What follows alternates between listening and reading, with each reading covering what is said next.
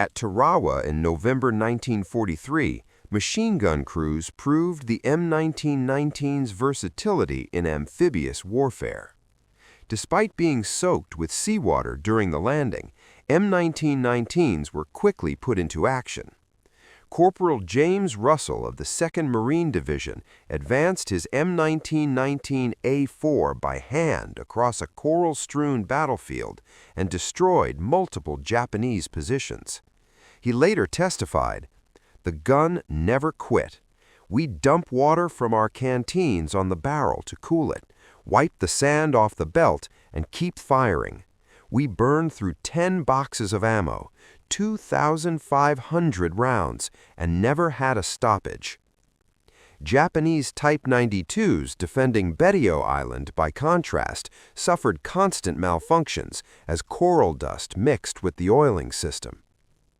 The Battle of Saipan in June and July 1944 provided perhaps the most dramatic demonstration of American machine gun dominance. During the massive Banzai Charge of July 7th, when thousands of Japanese soldiers attacked American positions, M1919 crews created interlocking fields of fire that turned the assault into a slaughter. On Peleliu in September 1944, M1919 reliability in extreme conditions became legendary. Marines fighting in 115-degree heat found that while Japanese Type 92s seized from thermal expansion of their precisely fitted parts, M1919s continued functioning. A Marine veteran observed, "The woodpeckers would fire a strip or two, then go silent, jammed again. Our 30s just kept hammering away. We knew we had fire superiority, and that gave us the confidence to keep advancing." The battle for Manila in February 1945 showcased urban combat where mobility mattered. Marine and Army units equipped with M1919s could rapidly redeploy from building to building, window to window. With a total system weight around 45 pounds, a two-man team could move with the weapon intact. Japanese Type 92 crews, burdened with 122 pounds of weapon and mount, were essentially immobile once emplaced. In city fighting, the ability to shoot and move was everything.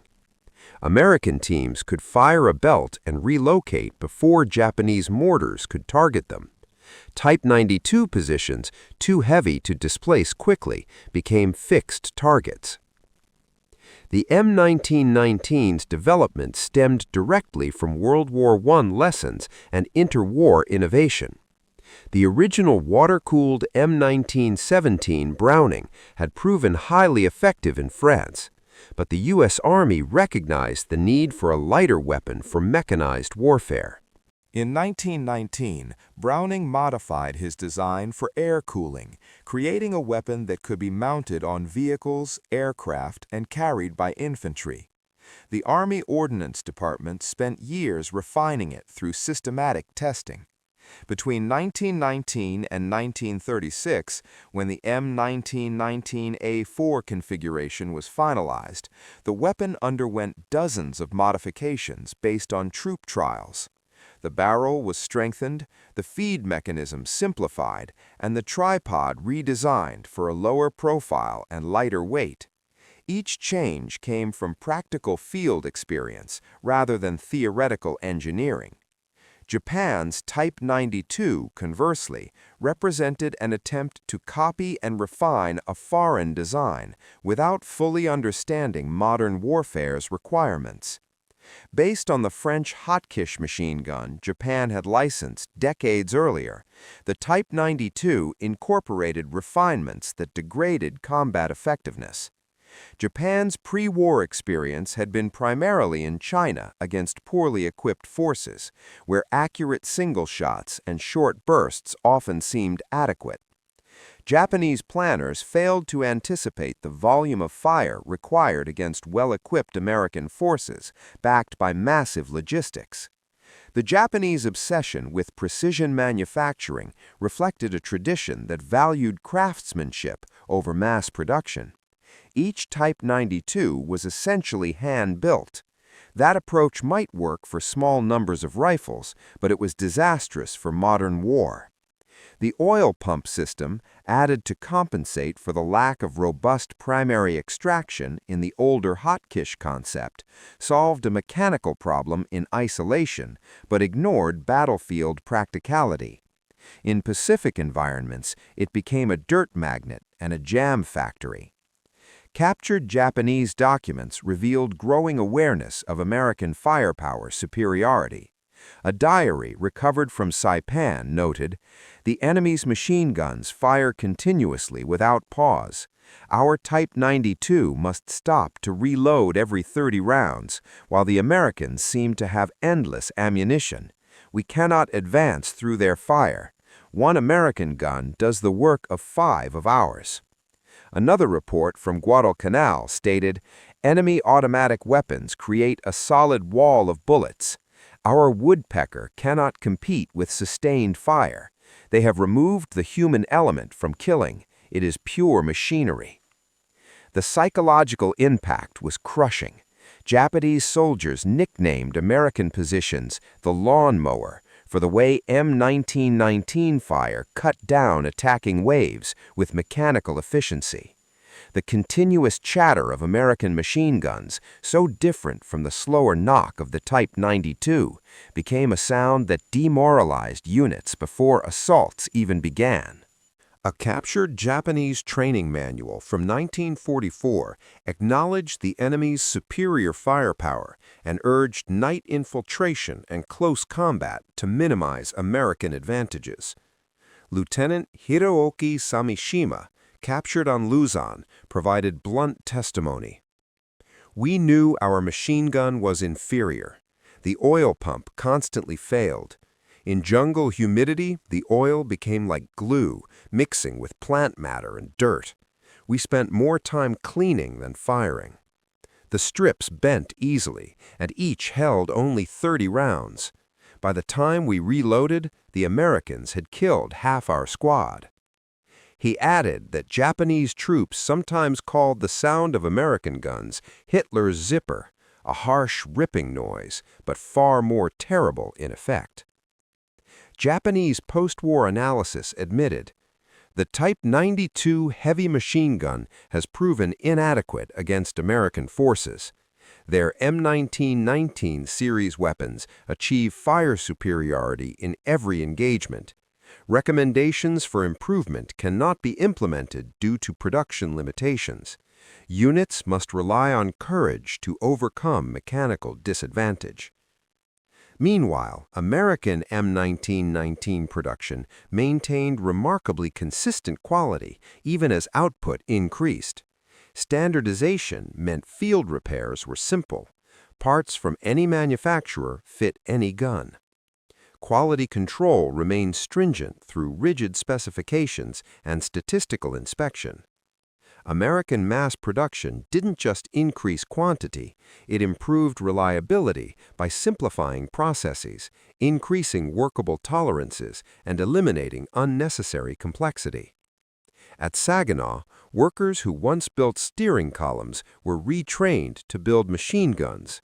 Specialized machine tools, assembly line organization, and division of labor produced speed and consistency impossible with hand craftsmanship. By 1943, Saginaw alone produced around 10,000 M1919s per month. Japanese Type 92 production, conversely, declined in quality as the war progressed. Early guns featured excellent fit and finish. By late war, shortcuts appeared everywhere. Rough machining marks, simplified sights, poor metallurgy, and substitute materials. The complex oil pump mechanism, already problematic, became even less reliable. American ammunition production completed the advantage. The United States produced .30-06 in staggering quantities with strict standardization.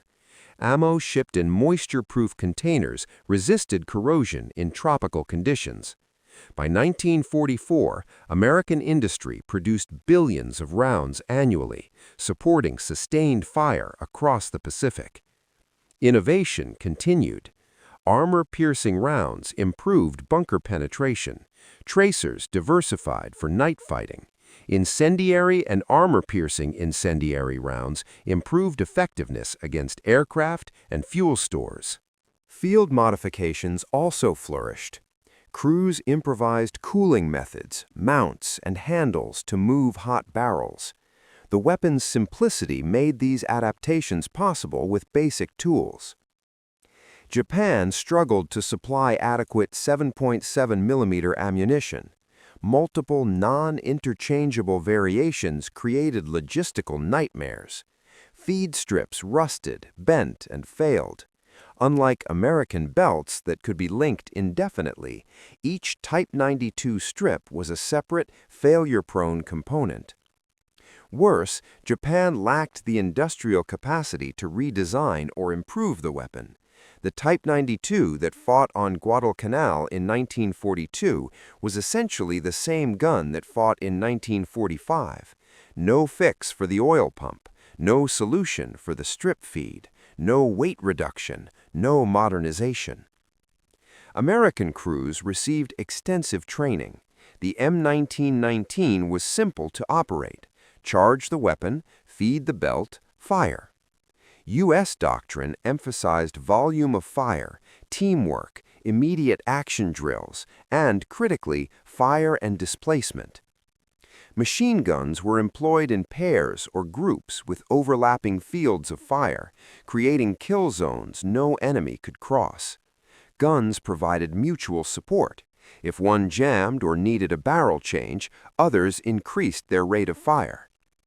This systematic doctrine multiplied effectiveness. Japanese Type 92 crews needed extensive training just to keep the gun running. The oil pump required precise adjustment for conditions. Feed strips demanded careful handling. Sights required calibration, and doctrine emphasized accuracy and ammunition conservation, often firing short bursts at point targets, an approach inadequate against American firepower dominance. Japanese gunners conserved ammo because they had to, but Americans didn't rely on human waves, they relied on firepower. While a Type 92 crew carefully aimed at individual Marines, multiple M1919s could saturate and destroy the entire position. M1919 reliability became legendary among Pacific veterans. Stories circulated of guns firing after being buried in sand, soaked in seawater, or caked with volcanic ash. Crews poured water on barrels to keep them firing. Field maintenance required only basic cleaning and almost any available oil in emergencies. The Type 92's reputation was the opposite. American Marines learned to listen for the telltale silence when woodpeckers jammed, using those moments to advance. Oil mixed with jungle debris to create paste that seized the mechanism. Coral dust combined with oil into an abrasive compound that ground the precisely fitted parts. American intelligence concluded that the Type 92 required roughly 5 times the maintenance hours of an M1919 to remain operational. The Battle of Okinawa from April to June 1945 provided the final and bloodiest comparison. American forces had refined machine gun tactics through 3 years of combat. M1919 crews created interlocking fields of fire that made Japanese attacks suicidal. During the massive Japanese counteroffensive of May 4, 1945, American machine guns faced intense assaults. One section reportedly expended tens of thousands of rounds in a single night, wearing out multiple spare barrels, yet never experiencing a stoppage. Japanese Type 92 crews fought with bravery, but weapon limitations crippled them. The inability to sustain fire allowed American forces to advance between reloading cycles. In cave warfare, portability mattered. American units could bring M1919s into cave complexes. The 122-pound Type 92 was effectively immobile. One telling statistic from Okinawa: American forces captured hundreds of Type 92 machine guns, but only a small fraction were in working condition. Many were abandoned due to malfunctions, destroyed to prevent capture, or worn beyond repair. In contrast, American M1919s that had been in continuous combat since Guadalcanal were still functioning reliably years later. When the war ended, the production numbers told the ultimate story. The United States manufactured nearly 390,000 M1919 machine guns across all variants. Japan's total Type 92 production barely exceeded 45,000. That nearly 9-to-1 advantage in automatic weapons shaped Pacific combat at every level. American forces could afford lavish ammunition expenditure because supply was effectively unlimited. Japan had to husband every round, knowing resupply was increasingly impossible. The M1919 continued serving through Korea, Vietnam, and beyond. Many Allied nations used it into the late 20th century. The design influenced subsequent machine guns worldwide, proving the soundness of Browning's concept. The Type 92 earned grudging respect for the bravery of its crews, and many captured examples became prized souvenirs. Ironically, many Type 92s preserved by collectors survive today in better condition than they ever achieved in combat, carefully maintained with time and attention their wartime crews never had. Post-war testing confirmed the Type 92's flaws. Even under ideal conditions, it could not match the M1919's sustained rate of fire. The oil pump system was fundamentally unsuited for military use. The strip feed was obsolete. The excessive weight made it tactically inflexible. The contrast between the M1919 and the Type 92 was more than a comparison of weapons. It revealed deeper differences in industrial philosophy, doctrine, and understanding of modern warfare. America emphasized mass production, standardization, and overwhelming firepower. The M1919 was designed to be manufactured by automobile companies, maintained by young soldiers with minimal training, and deployed in massive numbers. Japan's approach reflected a tradition that valued precision and individual skill, poorly adapted to industrial war. The Type 92's complexity and emphasis on accuracy over volume were fatal against an enemy that understood suppression and sustained fire. The psychological impact shaped combat.